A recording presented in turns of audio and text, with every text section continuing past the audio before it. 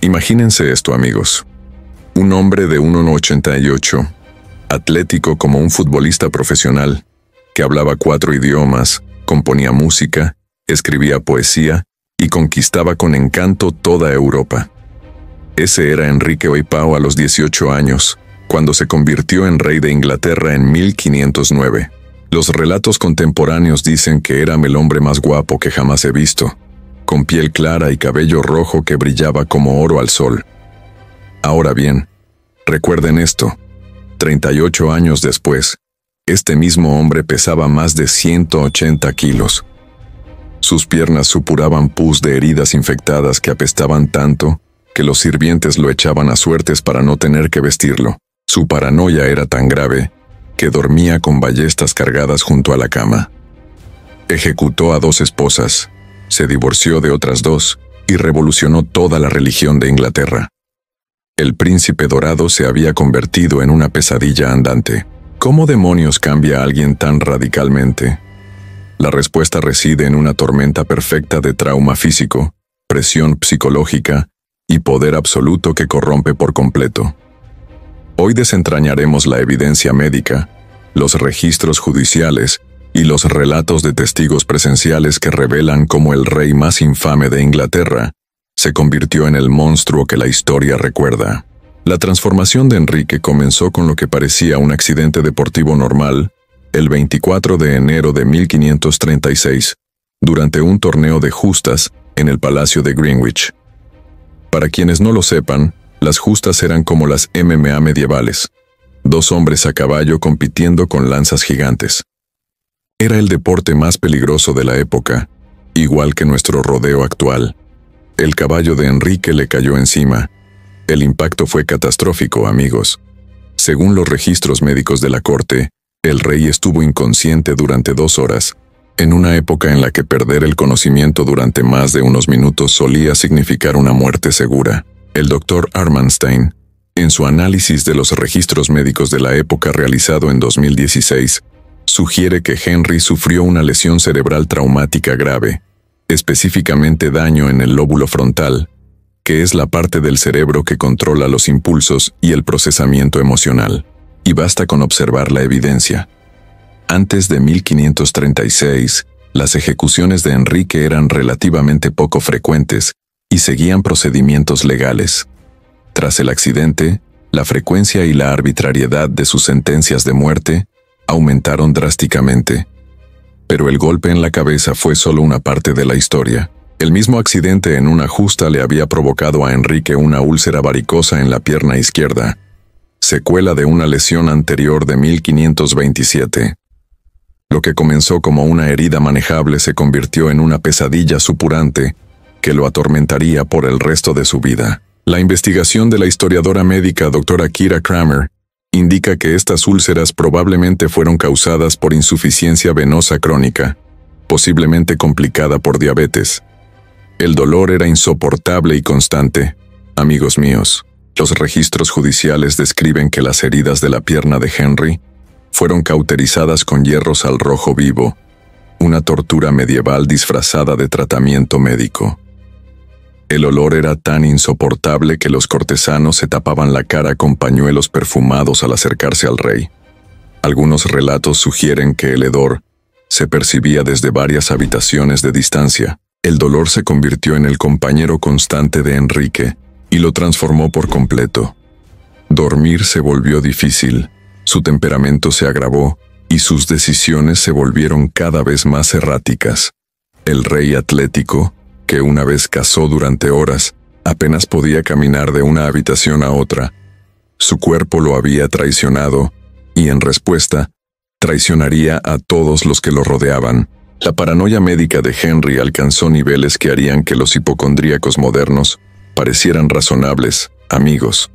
Después del accidente de 1536, se obsesionó con su mortalidad, consultando constantemente a los médicos y exigiendo tratamientos cada vez más elaborados para su condición cada vez más deteriorada. El botiquín del rey, conservado en la colección real, contiene más de 300 remedios diferentes. Esto incluía desde perlas molidas para la melancolía, pasando por cuerno de unicornio en polvo, que en realidad era colmillo de narval, para prevenir intoxicaciones, hasta musgo de cráneos humanos para la epilepsia. Imagínense la locura. Enrique gastó el equivalente a millones de dólares en la moneda actual en tratamientos médicos, que iban desde inútiles a activamente dañinos. Su hipocondría se manifestaba de maneras tan extrañas que harían parecer sutiles a cualquier telenovela mexicana. Necesitaba varios catadores de comida, no solo para detectar veneno, sino también porque creía que ciertos alimentos podían empeorar su condición. Prohibió los espejos en su presencia después de 1540, incapaz de soportar la visión de su deterioro físico. Enrique desarrolló lo que los psiquiatras modernos reconocerían como un trastorno de ansiedad grave complicado por el síndrome de dolor crónico. Sus patrones de sueño se volvieron erráticos. Permanecía despierto durante días y luego dormía 18 horas seguidas. Sus cambios de humor se hicieron legendarios entre los cortesanos, quienes aprendieron a interpretar las señales de sus inminentes ataques de ira. Aún más peligroso, Enrique comenzó a ver la enfermedad y la debilidad como ataques personales a su autoridad divina. Cuando su cuerpo le fallaba, arremetía contra quienes lo rodeaban. El hombre que una vez se enorgullecía de su destreza física, ahora veía cualquier recordatorio de la fragilidad humana como una traición a su verdadero yo. La creación de la Iglesia de Inglaterra no fue una revolución teológica, amigos. Fue la mayor rabieta de la historia.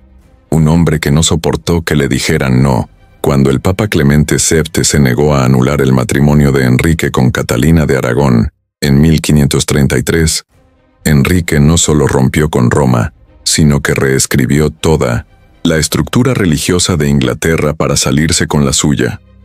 El gran asunto, como los historiadores llaman al proceso de divorcio de Enrique, revela el narcisismo fundamental del rey.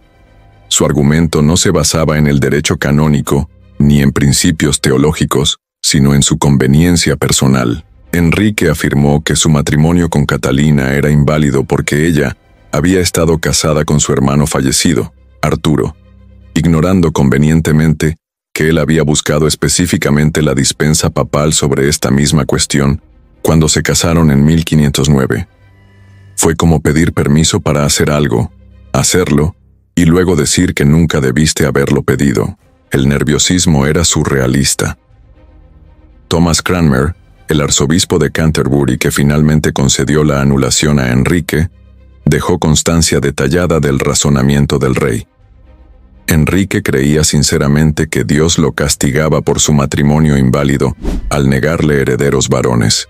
Los múltiples abortos y muertes infantiles de Catalina no fueron vistos como una desgracia médica, sino como un juicio divino. La ley de supremacía de 1534 convirtió a Enrique en el jefe supremo de la Iglesia de Inglaterra, otorgándole una autoridad religiosa que ni siquiera los reyes medievales habían reclamado. No se trataba de la Reforma protestante. Enrique permaneció teológicamente católico hasta su muerte. Se trataba de crear un marco legal donde los deseos personales del rey se convirtieran en ley religiosa. La motivación financiera fue igualmente importante. La disolución de los monasterios entre 1536 y 1541 transfirió una enorme riqueza a la corona de documentos. La famosa firma Enrique R., con sus florituras y trazos dramáticos, fue diseñada para proyectar autoridad incluso cuando el rey apenas podía sostener una pluma. La famosa rima divorciada, decapitada, muerta, divorciada, decapitada sobrevivió, reduce las vidas de 6 mujeres a su relación con un monstruo, pero la historia de cada esposa revela diferentes aspectos de la crueldad de Henry. Catalina de Aragón soportó 24 años de matrimonio con un hombre que finalmente declaró nula toda su relación. Tras la anulación, Enrique le prohibió ver a su hija María y la confinó en castillos cada vez más remotos. Murió en 1536, posiblemente de cáncer, escribiendo cartas a Enrique que éste nunca se molestó en leer. Su última carta, firmada como Catalina la Reina, fue un acto de desafío que Enrique jamás perdonó. Ana Bolena, su ejecución en 1536, fue precedida por un juicio espectáculo que habría impresionado a Stalin. Enrique mandó torturar a su hermano Jorge y a otros 4 hombres hasta que confesaron adulterio con la reina. Ana se vio obligada a presenciar sus ejecuciones antes que la suya. Las acusaciones eran tan obviamente inventadas que incluso los partidarios de Enrique se sintieron avergonzados, pero la paranoia del rey había llegado a tal punto que veía traición en cada mirada. Jane Seymour murió 12 días después de dar a luz a Eduardo VI, probablemente de sepsis puerperal. La reacción de Enrique revela su profundo egoísmo. La lloró como la esposa que le había dado un hijo, no como alguien que había muerto sirviendo a sus ambiciones. A pocas semanas de su funeral, ya estaba pensando en su próxima boda. Ana de Cleves sobrevivió aceptando la humillación. Cuando Enrique declaró que su matrimonio no se había consumado debido a su apariencia, aceptó la anulación antes que arriesgarse a la ejecución. Su estrategia de supervivencia fue la sumisión total. Llamó a Enrique hermano el resto de su vida y nunca volvió a casarse, viviendo como una huésped, dependiendo de su buena voluntad. Catharina Howard. Probablemente tenía 19 años cuando Enrique la mandó ejecutar en 1542. Su adulterio consistió en relaciones que ocurrieron antes del matrimonio y posiblemente en coqueteos posteriores. Enrique aprobó una ley que convertía en traición el hecho de casarse con el rey, sin revelar su historia sexual, criminalizando de manera retroactiva el comportamiento adolescente normal. Catalina Parr sobrevivió convirtiéndose en la enfermera de Henry en lugar de su esposa. Gestionó su atención médica, editó sus escritos y evitó cuidadosamente cualquier tema que pudiera despertar su paranoia. Su supervivencia requirió la supresión completa de su propia personalidad al servicio del ego de un tirano moribundo. El historial de ejecuciones de Enrique parece una historia de terror medieval. Estimaciones conservadoras sugieren que ordenó la muerte de más de 70,000 personas durante sus 38 años de reinado, unas 5 ejecuciones al día. Las víctimas incluían desde personalidades internacionales hasta ciudadanos comunes, cuyo único delito era estar en desacuerdo con el rey. Señor Thomas Morsu, ejecución en 1535, conmocionó a Europa. More había sido amigo de Enrique, su Lord Canciller, y uno de los intelectuales más respetados de su generación. Su delito fue negarse a prestar juramento reconociendo a Enrique como cabeza suprema de la Iglesia. Las últimas palabras de Moro: "Muero como buen servidor del rey, pero primero de Dios", se convirtieron en un grito de resistencia católica. Thomas Cromwell, la caída de 1540, demuestra la capacidad de traición de Enrique. Cromwell había sido el artífice de la ruptura de Enrique con Roma, el cerebro detrás de la disolución de los monasterios y el administrador más eficaz del rey. Cuando su matrimonio con Ana de Cleveris fracasó, Enrique necesitó un chivo expiatorio.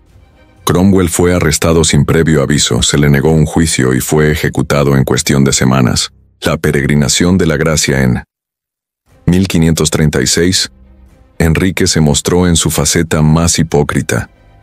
Cuando 40,000 católicos del norte se rebelaron contra sus cambios religiosos, Enrique prometió indultos y negociaciones.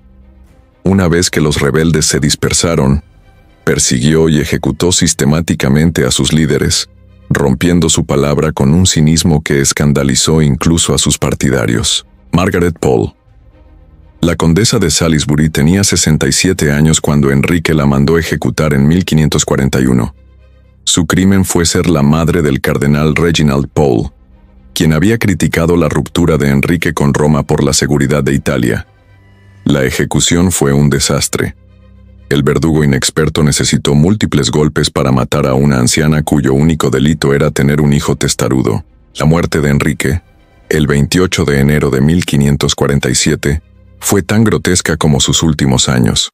Su cuerpo se había hinchado hasta tal punto que necesitaba aparatos mecánicos para desplazarse por los palacios. El olor de las úlceras infectadas de su pierna era tan insoportable que su confesión final tuvo que realizarse desde el otro lado de la habitación. El cadáver del rey presentó problemas inmediatos. Su cuerpo estaba tan hinchado por los gases de la descomposición interna que los embalsamadores tuvieron dificultades para prepararlo para el entierro. Lo envolvieron en láminas de plomo y lo sellaron en varios ataúdes de madera.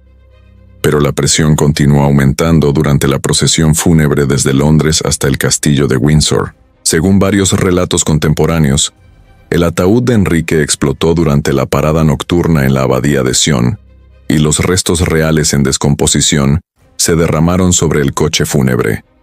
El olor era tan horrible que la procesión fúnebre tuvo que detenerse mientras los sirvientes limpiaban el desorden con cubos y trapos. El simbolismo era perfecto, mi gente. El hombre que se atribuyó la autoridad divina terminó convertido en carroña en un camino rural. Se dice que se vieron perros lamiendo los restos del rey, que se autodenominaba representante de Dios, en la tierra. Incluso muerto, Enrique logró sembrar el caos y la repulsión. La explosión no fue solo una grotesca nota a pie de página, sino una metáfora perfecta de todo el reinado de Enrique. Al igual que su cadáver, su reino se había inflado con autoridad prestada y grandeza artificial. Cuando la presión se volvió excesiva, todo explotó, dejando un desastre que otros tuvieron que limpiar. Enrique Oupiero murió creyendo haber consolidado su dinastía y reformado su reino. En cambio, dejó a Inglaterra en bancarrota, dividida religiosamente y gobernada por un niño enfermizo de 9 años.